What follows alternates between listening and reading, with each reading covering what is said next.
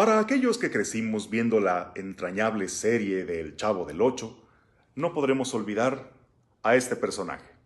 ¿Ya saben quién es? Por supuesto, el señor Barriga, el dueño de la vecindad que puntualmente llegaba a cobrar la renta, que siempre, invariablemente, era recibido por un golpe de parte del Chavo del Ocho, además de que era víctima de las vagancias y travesuras de los niños, y que estaba siempre en la persecución de don Ramón, el más insolvente de sus inquilinos, que le debía 14 meses de renta y siempre encontraba alguna escapatoria para no pagarle.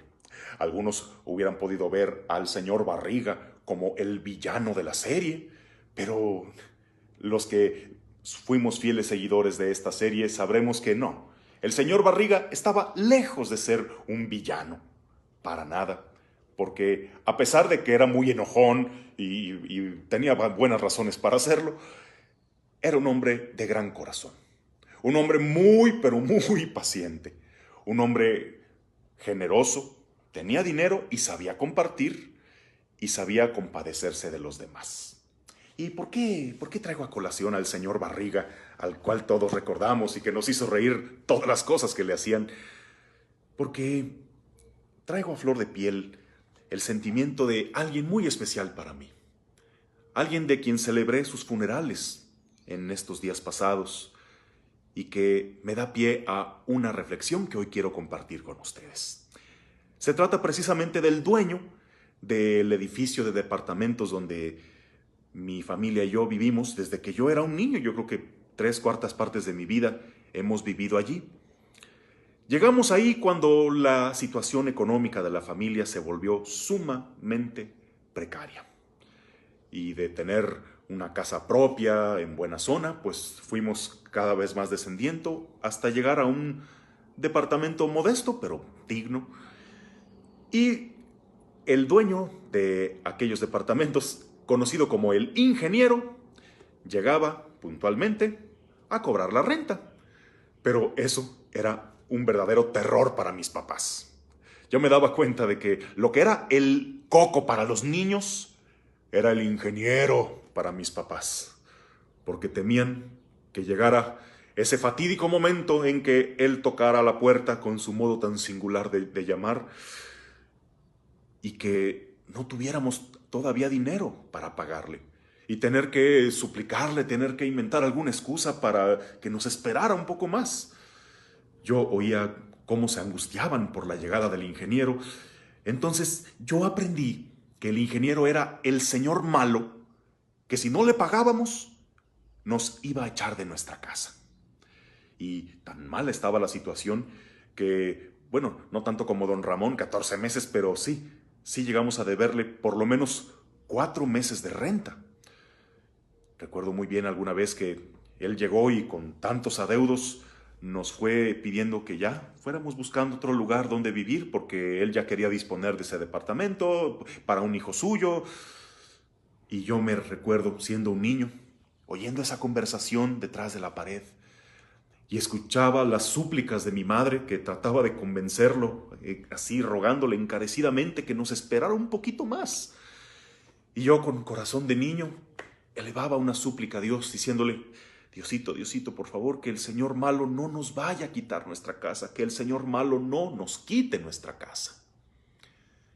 Crecí con esa concepción de que el ingeniero era el señor malo, pero tuve que volverme un adulto para entender que no, que el señor malo era un señor muy, pero muy bueno, con el que estaré siempre agradecido.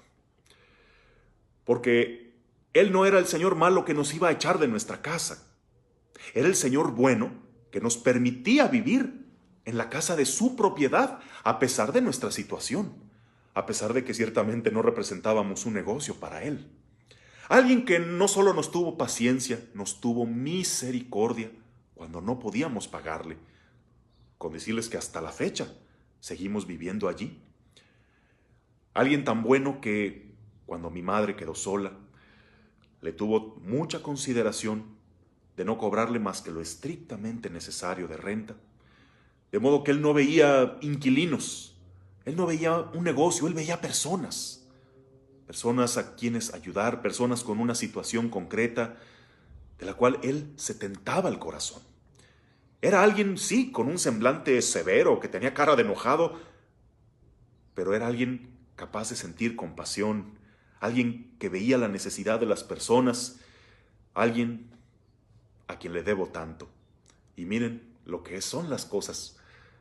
Quien para mí algún tiempo fue el Señor malo, hoy para mí es imagen de la misericordia de Dios. Y me acuerdo de esto por el Evangelio de hoy, que nos dice: ustedes que son malos saben dar cosas buenas a sus hijos, con cuánta mayor razón su Padre Celestial. Hay personas que terminan siendo imagen del amor de Dios para nosotros. Y quizá tú puedes recordar alguna, algún maestro, tu madrina, un vecino, un tío, un sacerdote, alguien que te hace evocar ese amor misericordioso de Dios.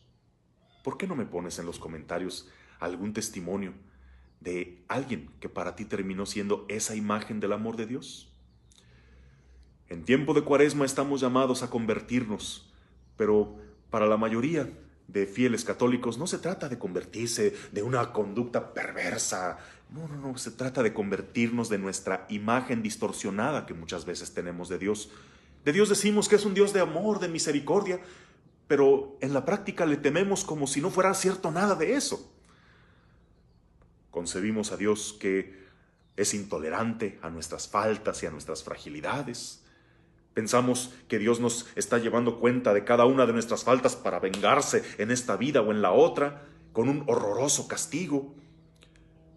Pensamos que a Dios nunca lo tenemos contento, pero tenemos que llegar a una fe adulta, la que nos hace convencernos de que nuestro Dios es tan bueno, que nos ama aunque no lo merezcamos, que su salvación es un don gratuito que no podemos merecer, que no es el Dios que nos quita a nuestros seres queridos, el Dios que está detrás de todas las tragedias, enfermedades y desgracias que nos pasan, es el que nos sostiene en medio de la prueba, el que nos da a manos llenas.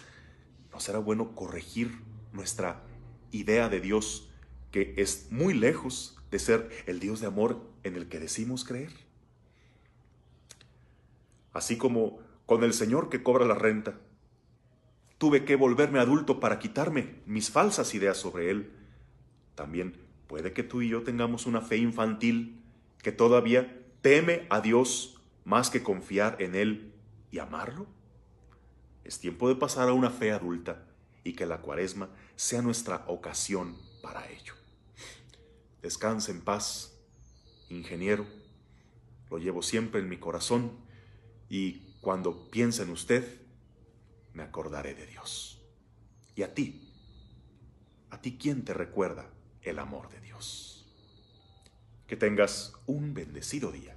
En el nombre del Padre, del Hijo y del Espíritu Santo. Amén.